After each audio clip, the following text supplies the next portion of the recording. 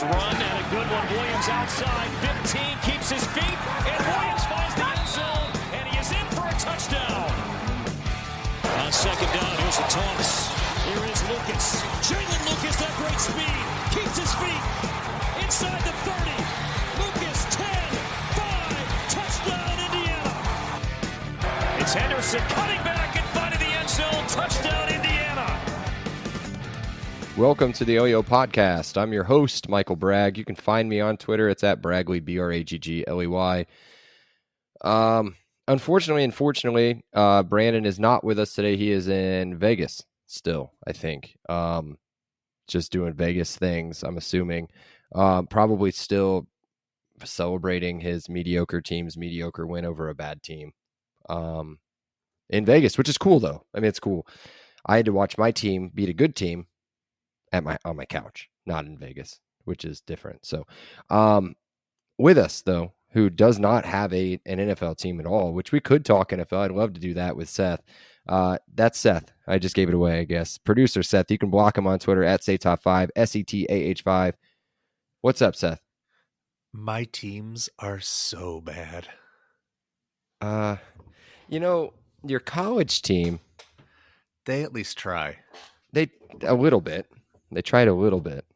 The times I didn't watch that game, and now listen, everybody's going to say, oh, look, the guy that calls Purdue little brother is watching Purdue. No, they said it in the broadcast, I think about 16 times, and I don't think unless you went back and rewatched it, you wouldn't have known. But they talked about how great it is for the Big Ten to play Friday night games and how it is huge for teams like, and I quote, Indiana, Purdue, Illinois, Michigan State, Northwestern, Rutgers to get national spotlight on them and not be hidden behind some other games on Saturday. How do you feel about that? I could give a damn. It was a cool environment. It was a mostly full stadium. It was the first time I got to see the lights. I think you and I both kind of bashed on the lights initially, but at night it's pretty cool. No, as an opposing fan, I hate the lights, and especially the only time I've ever seen. Are we not exposing private texts? We're just going to be on the record and be like, I'm anti lights. No, I hate the lights, and I'll tell you why I hate the lights. Because they were terrifying in 2019 during the bucket game. Because we were fine, we were cruising, and then those lights started kicking in too much, and that's why I don't like them. Would I like them in my stadium? Yes, I would.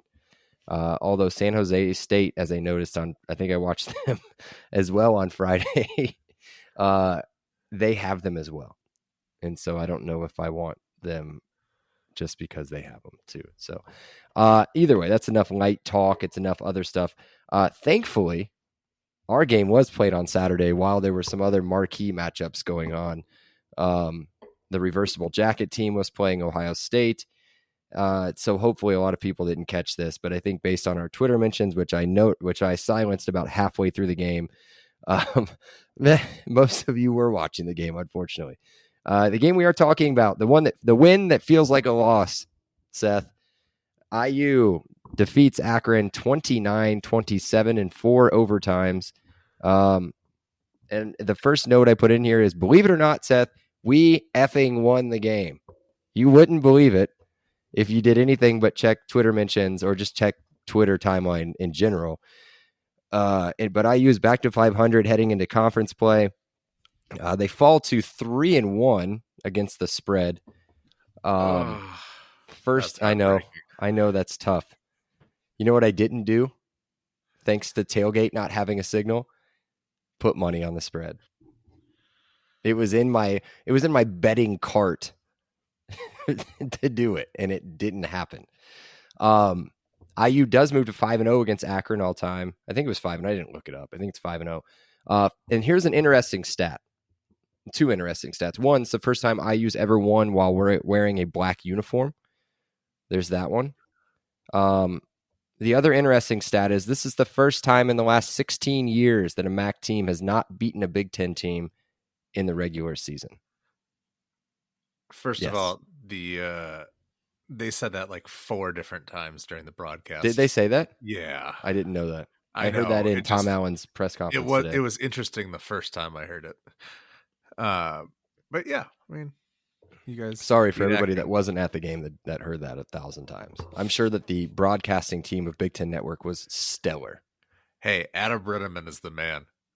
Oh, you had Adam Brenneman? Yeah. That's who was on the Indiana State game. It was good. No, he's good. He's good. Was it a different color commentator then? I don't know. I didn't watch the Indiana State game. Oh, okay. Yeah. Yeah. Well, I bet you wish you would have after watching what you had to watch on Saturday. My goodness. We will go ahead and we'll dive into it. I'm not going to spend a lot of time on the stats because they're not great. It was one of the weirdest games. I'll come out and say it now, I guess. We'll just get this soapbox rant over and done with.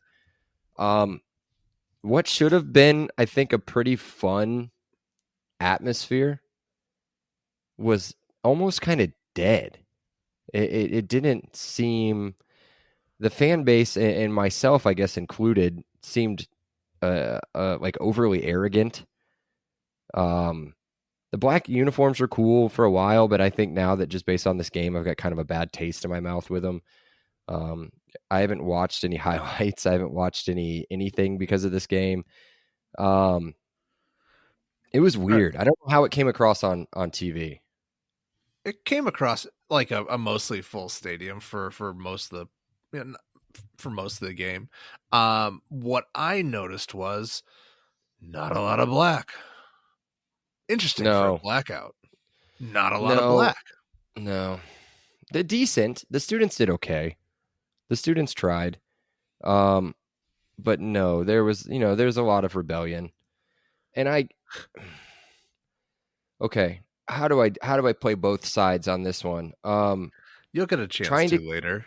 Well, trying to keep the black uniforms a secret while trying to roll out a blackout at the same time is not going to work. You just can't do it. So it's dumb. It was dumb. Yes, I agree. Speaking of dumb, I'll continue through my notes here real quick. The IU sports media team. I understand that we post the locker room fight song after every victory.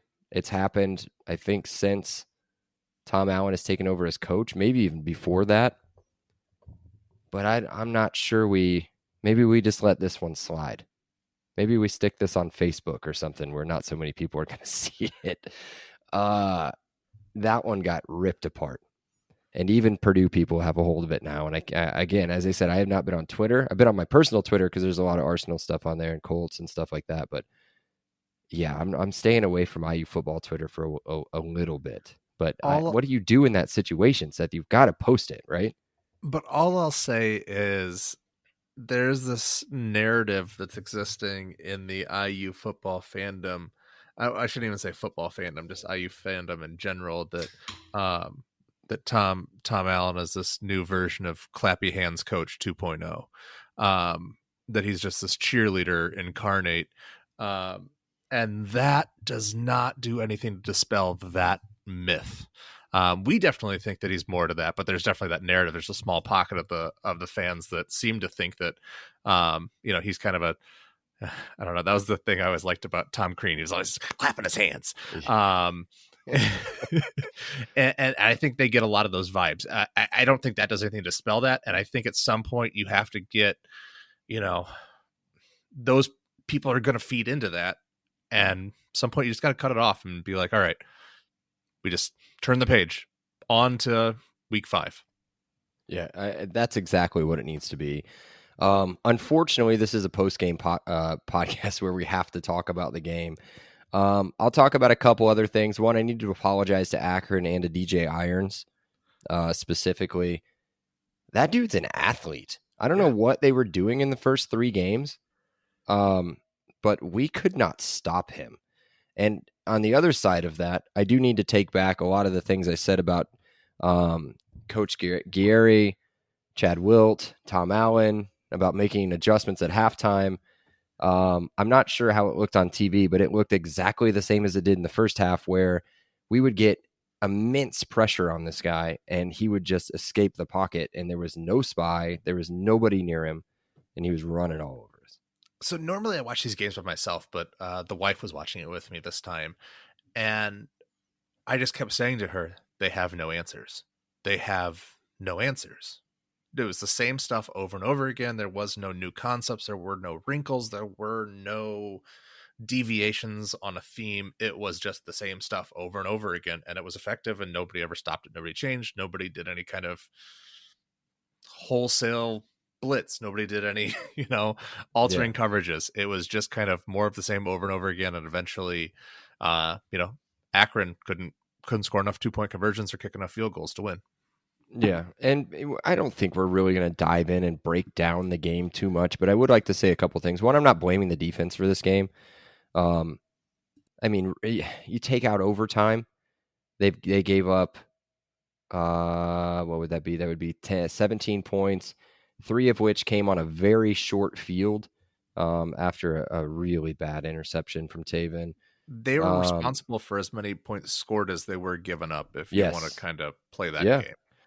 So you can let's flip over to the other side of the ball and talk about 2 times down at the 1 yard line. One time turned out to be actually, I think, a genius call by kicking the field goal and taking the points there. But again, it's Akron and it's a MAC team, and you're supposed to be a Big Ten team and a Power 5 school. You've got to score from the 1. It's got to happen. You know those little breast conference patches they have on there? What does the one on IU say?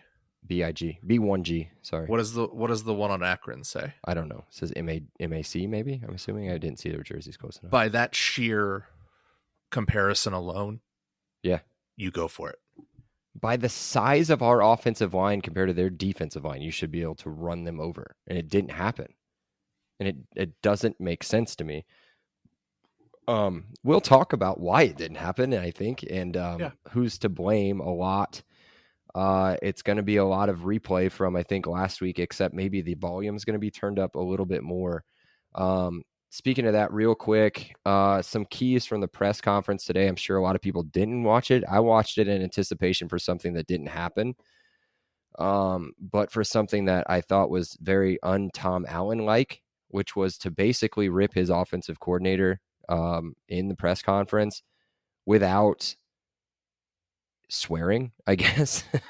He was asked, and I believe it was Rab Johns that asked this question. He came out and basically said, look, I'm not going to hold back. Here's what it is. The play calling was bad. It's been 2 weeks in a row. What is this? And what do you think your offense is supposed to look like? And basically Tom Allen said, and this is basically like him swearing, he said it's not good enough.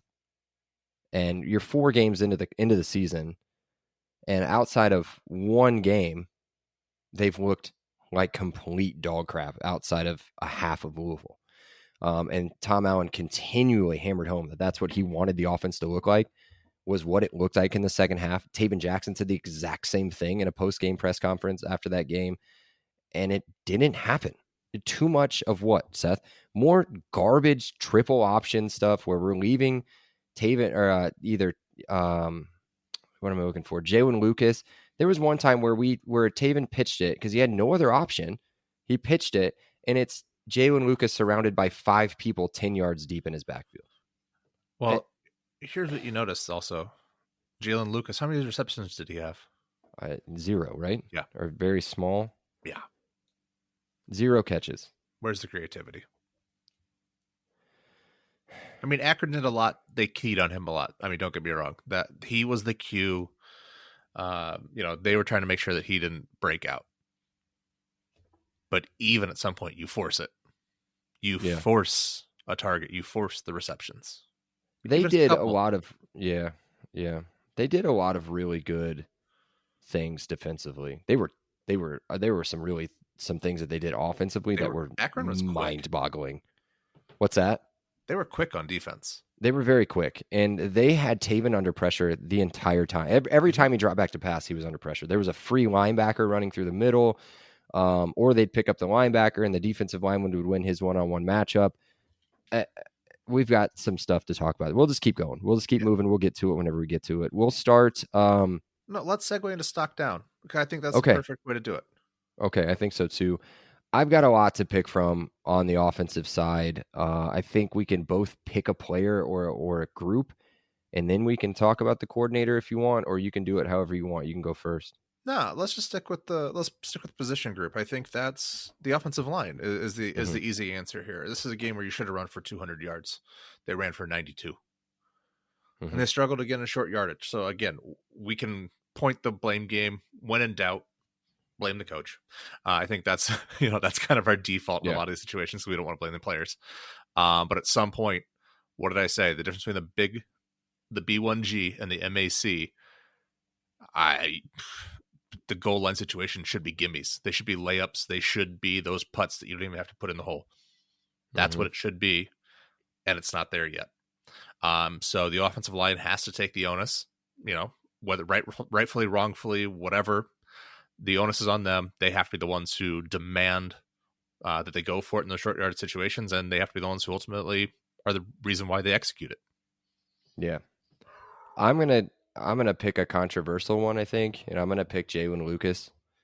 Not only was he targeted, which is that's what a lot of teams are going to do moving forward, but you've got to be if you're the stud that everybody thinks that you are, you've got to be better.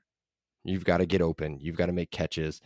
You can't catch the punt that you caught and not fair catch that because you got blown up on that one. Your kick return, 2 kick returns, one long of 34, but a total of 37 yards. It's just got to be better from him. He's an elite athlete. We know he's great. These are the games where he should just be popping off the screen and just stat gathering. And he did nothing. 13 carries for 43 yards. A lot of that's situational. And again, as Seth said, I don't want to blame too much on the players. I do think some of his decision-making in special teams was bad. But again, offensively, not good. And it hurt as well. Can I ask you one question? Yeah. Going into that game, who do you think the best athlete in between those two teams was? Going into the game, Jalen Lucas. He should be one of the best athletes on the team or on the field, no matter what game that is. Right, but the default, you're playing against Akron, so it should be Jalen Lucas. He should be the default answer for most athletic player. Leaving that game, who did you feel was probably the most athletic player in that game? It was DJ Irons, right? Well, I was going to say Cam Camper. Well, Homer. Yeah, but I mean, the answer was DJ Irons. He was the most athletic player on the field Saturday. Yeah. So this is the perfect transition into me just we can just continue the Walt Bell bus crash or whatever you want to call it, just running the bus over him. We can back it up again, I guess, since we've already ran it over once. I said Cam Camper for a reason. This guy, I don't know how many times he was targeted, but 4 catches, 103 yards, a touchdown. I don't know I think that was the overtime touchdown, where he completely mossed the dude.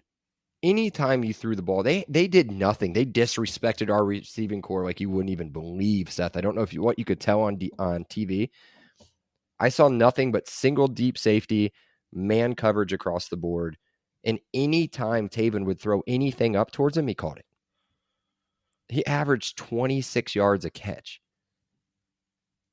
You got to hammer that and hammer it and hammer it. And Donovan had a walk-in touchdown from midfield had he just caught the ball before he ran. But this game it's just so frustrating. And it's another game where I said it was going to be a bounce-back game for Walt, and it wasn't. If anything, he just dug himself into a bigger hole. You sent a plethora of tweets, and you sent a tweet on Sunday when it was the middle of in a very important soccer game for me. But you sent it right in the very middle of it. And I may let you read it or at least paraphrase it for the people that don't do Twitter or haven't read it. But IU has talent everywhere. Talent in the backfield, talent at receiver, talent at quarterback. And they're just getting let down. I can't think of any other appropriate phrase to say by the play calling. They're not being deployed in a way that takes advantage of their obvious skill sets. They're players who have talents, and you're continuously putting them in a position that does not, make effective that talent. When at least this game, it seemed like the majority of the rushes inside were Turner. So that made sense. You're like, okay, that makes sense. And he was really effective. He was creasing. He was getting in and out of cuts. Very good 5.2 yards a carry. Yeah. 13 carries, Seth. 13 carries at 5.2 yards a carry. But we talked about this pregame. Well, I mean, actually, I was on the pregame podcast. This was early in the offseason. We talked about the pregame for Akron. We said this should be an ISU 2.0 game. This should be a game where you put up the 300-pounders, you roll them out there, and you say, we're going to run for 200 yards. Put it on our back. We're gonna run these guys into the ground. Where is that? Where's the attitude? Where's the decisiveness? Where is that fear-monger mentality where you say, we're bigger than you, we're stronger than you, and we're gonna crush you? Yeah. Where is that? It's not Walt Bell. No. That's the answer. I know that much. No. I'm telling you, if it's not for the takeaways, let me read some stats. We're not going to get embarrassed, though. We're going to play calls not to get embarrassed. Let's not get blown out. Right. Hold on. Is this a Tom Allen or a Walt Bell impression? I don't know. I don't know which one. I just get into a blind rage sometimes. He's not even my coach. No. I'm going to read some stats. 24 first downs, 474 yards, 263 yards rushing, time of possession 34 to 25. If it's not for the 3 picks, should have been flipped. It's really, really ugly for IU.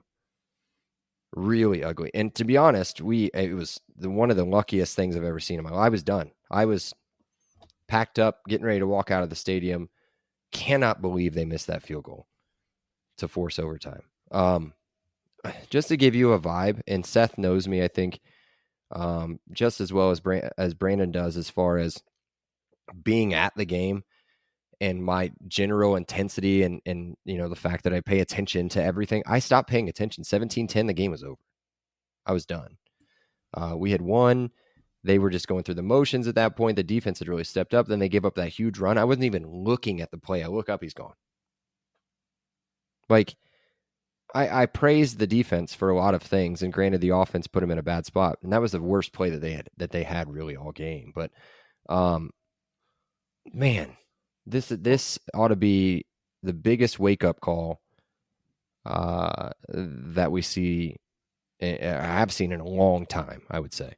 Well, let's talk stocks down for defense then. Let's do it. That's exactly what it was. It was the QB run game and the interior run defense was awful. 263 yards given up, 141 to Irons and 113 to Lingard. Lingard had a 71-yarder, a big one. Yeah. So other than that, yeah, the number should have been flipped. That should have been, Lucas and Turner. Yep. Yeah. You got to establish a power run game at some point, and you got to stop a power run game at some point. And I think those are the two most disappointing things that we, aside from the, aside from the coaching box, I think those are the two most disappointing things we witnessed on Saturday. Yeah. And those are the two things we've already kind of focused in on: Tom Allen, Chad Wilt, Matt Gieri. That was my stock down. My other one was interior defensive line, who was not good. I mean, really, they had a couple TFLs. If we want to, they did. If we want to shout some people, I guess Phil Belidi had a TFL on 6 tackles. I think, let me see who else got in there. It's really it on the defensive line as far as TFLs go. You had Andre Carter, who I thought was a menace all game. He just couldn't get there. They would run away from him again. It's going to happen all season. And then you had Aaron Casey. He was the run fill linebacker, doing a great job. We'll talk about him and stock up. We have to. Yeah. Absolute stud, that guy. But you're right. Somebody on the D line has to be has to be Got a to run make a play. stopper. We thought that interior defensive line was going to be elite or one of the bright spots of this defense. And it just hasn't yet. Now, granted, we're 4 games in, and I want to remind people we did win the game. So that's good, I guess. Seth, go on. And they're an improvement over last year. That's the other Yes. thing is these players are better. They're doing better. It's just some inconsistencies here or there. And, they just need to continue to grow. Yeah. Okay. Let's flip over. We'll do some positivity. We'll go over to the offensive side, and then we'll finish on the defense because there's a lot to talk about. I think on both sides. Really, there's not a whole lot on offense. But do you want to take the easiest one, or do you want to take Christian Turner? Is Christian Turner the easy one, or is he the hard one? He is the other one. I was going to say you have the hard on for, I thought the answer was Christian Turner. 13 carries, 67 yards. He had that first touchdown in the second quarter to get IU on the board. I really thought that he provided a spark in the absence of Josh Henderson that I think a lot of those touches probably would have gone to him. They missed Josh Henderson in the pass protection game big time. I thought the running backs and the tight ends to an extent did a very poor job in the pass game. Tom Allen called that out today too, if you didn't hear that. And that's where Henderson is super reliable, not just catching passes. That's the glory. That's the glamour stats. We see those all the time. It's those the pass pro pickups that he is just absolutely a dog about. But Christian Turner, what he did do was he provided the interior run game. So he averaged 5.2 yards. He was able to make things happen. So when we want to poo-poo the offensive line a little bit here or there, we want to say that Jalen Lucas couldn't really get things going a little bit in the run game. Christian Turner was able to get it going and was able to get at least a 17-yard chunk. So they're, not say big plays, but there were some gashers in there. And he showed some mobility and some confidence that you'd like to see carry forward in the Big Ten play, especially if Josh Henderson's going to be out another week. Yeah. Nice to have a stable back there. Yeah. Did anybody address that by chance? Not that I heard. Okay. They just said he was out and that Turner to get the bulk of the replacement touches. Okay. Yeah. Hopefully we see Josh here soon. Yeah. He's a tough kid. Not to. I can't imagine they'll keep him out too long. Yeah. Yeah. My pick's Cam Camper. I mean, of course. I took Garrett from Monon Track Club, took him out to the game. It's the first game I've taken him to. He's a casual IU football fan, if I had to be legit about it, but he saw Camper for the first time. I think it was in the first quarter. He had a huge catch, kind of opposite sideline of where we were sitting. And I think after the second catch, he just stood up and he's just like, continue throwing the ball to 6. What are we doing? Because I'm pretty sure we got like a 35-yard gain and then ran 3 consecutive triple options for negative 12 yards or something. But that is something I have screamed in front of you multiple times. And I just don't understand how, if they're going to continue to single coverage him, he has a 6-inch height difference between that corner. He's a complete freak of an athlete. Give him the football. Did I give his stat line yet? He only had 4 catches for 103 yards, 25.8 per reception, and 1 touchdown where the guy he stood no chance. He caught it over his back and was just like, yeah, this is no big deal. So we talked about, I don't get it. There were probably, there were some guys who should have been able to show up and have big games on Saturday. There was one guy who showed up and had a big game, and it was Cam Camper. Yeah. He should have shown up, been able to show up and dominate, just wake up out of bed and kick some ass. And he did. Yeah. So it's just disappointing. I don't know. I don't know how to put my feelings, I guess, into words as far as how I really did feel about this game. And like during the game, it just felt flat all the way around. Had a great tailgate, had a good time pregame, and everything just felt flat. Like we're gonna walk in, and we're gonna just dominate. That's my Walt Bell impression, by the way. And we're just gonna dominate. And we just waited and waited and waited for it to happen, and it just never happened. And it was the weirdest game. So, okay. Did we talk defense yet? No, It's we pretty gotta do easy, that. I think, on defense. Who do you have? There's a bunch to pick from. The answer is Lou Moore. Okay. 6 All right. tackles, 4 solos, and the 2 biggest plays of the game. Yeah. The interception returned inside I can't remember if it was inside the 10 or inside the 5, and then the touchdown. I mean, he accounted for 14 points that without, oh dear God, just imagine Oh, yeah. without those 2 plays. So I think he's the default answer. I know there's some other players who definitely played out. But when you talk about being able to point to 2 specific plays that completely changed the tenor of that game, whoo boy, Lou Moore. Yeah. Good for you, buddy. I'm gonna throw something out there, and I wonder if you saw it the same way I did live. When he made that pick where he scored, did you not get the feeling where he got the ball and he said, I have to get a touchdown here? Yeah. Oh, 100%. I had just tweeted right before that. I had actually said somebody's going to need to score a touchdown here to do something, or I'm craving an interception here, something like that, and then immediately, boom. Yeah. His I urgency. think he knew it. Yeah. He ran the full other length, like across the field, to get into the end zone. Like usually you see a lot of these, like, they'll pick it and maybe they'll try to get upfield a little bit, whatever. We've got the ball, no big deal. But it felt like an urgency when he intercepted that ball that he had to score a touchdown there, and it was crucial. There's a couple people I'd like to talk about. We kind of talked about Andre Carter a little bit. I thought he was an absolute beast again. I mean, this guy is a talent, and he'll have his game. He'll have a total pop off. He had 1 sack in this game as well. I think that takes his total to, is it 3 on the year, 2 on the year? Again, he's the sack numbers may not be there in every game, but his pressures and his presence is huge, and it just forced everything the other way.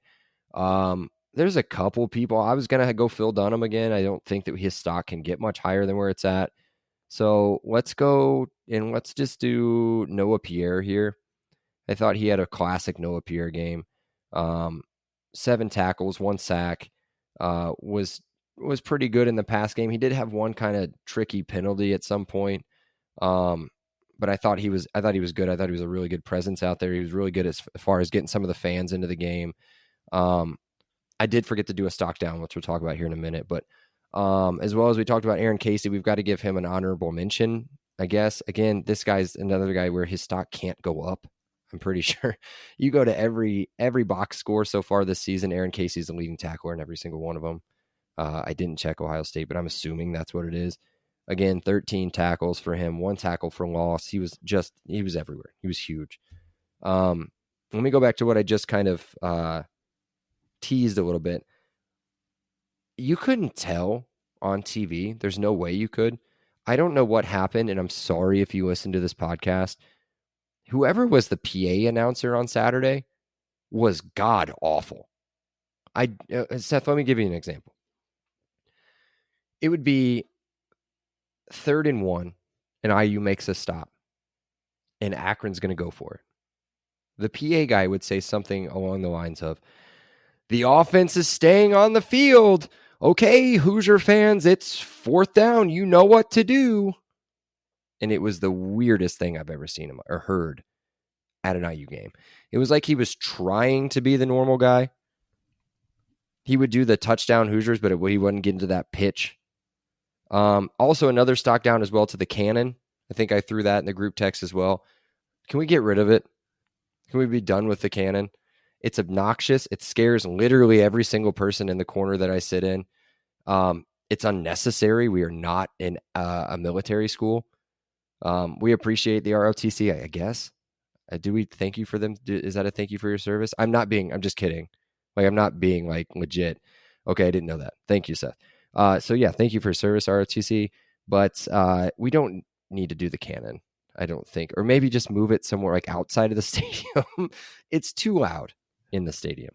Too loud. That's my other stock down. I'm sure I'm going to get killed for that one. I'm sorry. Thank you all, armed services and stuff like that. Before you go to the promo, just let me add, Noah Pierre continues to get home when he pass rushes out of that Yeah. backfield.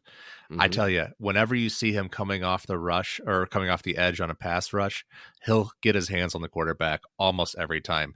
Such a great way of, I don't know if it's how he disguises it or if it's just his technique. But he gets home. He gets through. Yeah. Speaking of getting home, we get to revisit predictions. Old Brandon over there is saying, I'm never going to win one of these, am I? Unfortunately, buddy, I think you were the closest. Brandon had IU winning 31-13. I had us winning 41 or 49-14. I think I changed it to 42-10 before the game. And then Seth had 37-7. All of those were way more realistic of a score line than what actually happened. But congratulations, Brandon. You won on a 4 overtime game. Let's go, if you're Brandon. listening on the plane tomorrow morning, congratulations. I don't know if you're coming home tomorrow or not. I can't remember what you said. Have another airplane drink on us, pal. Have another one. Celebrate. Let the plane know you finally got the dub. So bring out your terrible towel out of your walk or your carry-on or whatever, and there you go. No Brando, so no Brando's Randos. We've got Seth Sack, I think, which hopefully is just him revisiting tweets from Saturday and Sunday. But we'll see. What do you got, Seth? All right. So I'll bring up the original tweets or whatever if you want to. But essentially, the idea was this. That was embarrassing, right? Allen, Bell, and Dolson, I may or may not have called for their firings, all of them. We'll see. You guys can read between the lines. Maybe it was outright. Who knows? But they were never going to get fired. It's hyperbolic remarks meant to punctuate a point of frustration, all right? But the die has been cast for the firing of Bell at some point this year and Allen in December of 24 when the buyout drops to a little over, $7 million. So it's not, so that nobody's going to be surprised if and when it happens. Now, there's still the redemption arc. There's still possibilities. We're not giving up on them, obviously, but nobody will be surprised if those inevitabilities happen.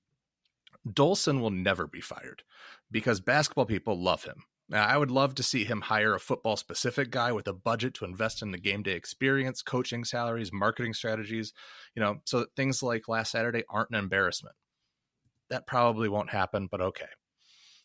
Our role is always to support the players, so the coaches and the administrators bear the majority of our lash outs because they get paid and paid well to validate our support. And when a gap exists in that space, you get anger or apathy. The problems can be addressed with better play calling, better utilization of obvious talents, playing complementary football, playing disciplined football.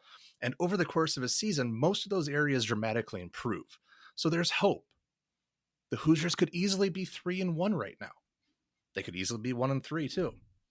But they're 2-2 with several winnable games on the schedule. And they have players. We talk about them week in, week out. We talk about how Jackson is so exciting. We talk about how Camper is a physical beast on the outside. We talk about how the defense has playmakers at all three levels. Really exciting guys who can turn you over, who can pressure quarterbacks, who can really ruin a run game. So let's just agree to flush the events of the past weekend, never speak of it again, and move on with our lives with optimism. There are still a lot of things to like, and we're going to try to focus on them. Oh, I love that. Was that reading from Twitter? No, that's what I rewrote today at lunch. Well done. We are calling for the firing of Walt Bell. Oh yeah, that doesn't change. To be very clear with that. Just to be very clear. You don't need to read between the lines of that. And Mr. Bell, we realistically know that's not going to happen until there's got to be some kind of. Bro, I don't know. If Saturday goes as bad as, I don't think it's going to be that. I think they show up on Saturday. I'm not going to say that they win, but I think they show up Saturday. The point is, you continue to root for them. You continue to hope that they get it. You continue to hope that they figure it out because the kids are working their asses off and they're they're putting it on the effort. They're putting their bodies on the line. They're throwing everything out there every single game. They're doing exactly what they're asked of. You just want to see them be put in a better position to win. Guess what else? Rutgers, Illinois, Michigan State, and Purdue are not very good. Rutgers got exposed, like I told you that they would on Saturday. If you want to get to 6-6, the options, those are the four. It's out there. It is out there. And honestly, I mean, I don't think Maryland's. And I'm not saying that we're going to win. I actually predicted a loss at the beginning of the season, so I don't take this the wrong way. I don't think Maryland's the 9-win team that we thought they were going to be, but they could be just because of the way that their schedule sets up. Right. I mean, they got to play Michigan State during this turmoil. So, yeah, you got to stay positive. Again, as I said at the very beginning, and I've said other times, we did win Saturday. Just so everybody is clear, it was ugly. But we were really ugly last year against Michigan State, and this wasn't the same blowback than what we got. Now, granted, completely different things, but again, a win is a win. All you need is 6 of them. I don't care if we get out rushed or whatever by another 200 yards and another win, as long as we win the game. You know what I mean? So that's really all I've got. I know that sounded kind of stupid there at the end, but well, the bottom line is I think a lot of people expected you guys to be 2-2 right now. So it doesn't matter how you got here. Does not matter. There are no pretty points. There are no ugly points. You got to 2-2. That's where people expected you to be. How mad can you be about that? Yeah. The unfortunate part, I think, is that it doesn't set up great for what's coming up next. Well, so come on.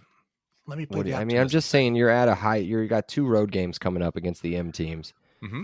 And you're at Maryland and at Michigan against 2 pretty high-powered offenses. Michigan should be able to expose what's been our weakness so far as in the run game. Maryland ought to be interesting because we always tend to play Maryland pretty tough, no matter where it's at and no matter what the talent gap may be. And I'm pretty sure we still own the all-time record as far as wins and losses go against Maryland. So a lot to be negative about, to be honest, which is different than what we came off of last game, which was a loss, talking about. But there's a lot still to play for in the season, and 2-2 is where we needed to be. And 3-1 would have been nice, but we can only win the game that's there, and we want it. So that's it. I'm going to stop rambling and I think probably putting myself into a bigger hole. So be sure to check out our pod on Twitter, Instagram, and Threads. It's at PodcastLEO. PodcastLEO.com is for all the stuff that you need for the podcast. You can get to anything that we have, our Patreon, Twitter account, Instagram account. Everything's right there, as well as our shop. Be sure to follow our partner, Big Banter Sports, at Big Banter Sports on all of the platforms as well. They'll have news on our podcast as well as the other 13 podcasts, which cover the crappy football teams in the conference. Be sure to download, rate, review, and follow on all of our platforms, and join us next week as we preview our first true road game against Maryland. So until then, love you guys. Elio. He said it.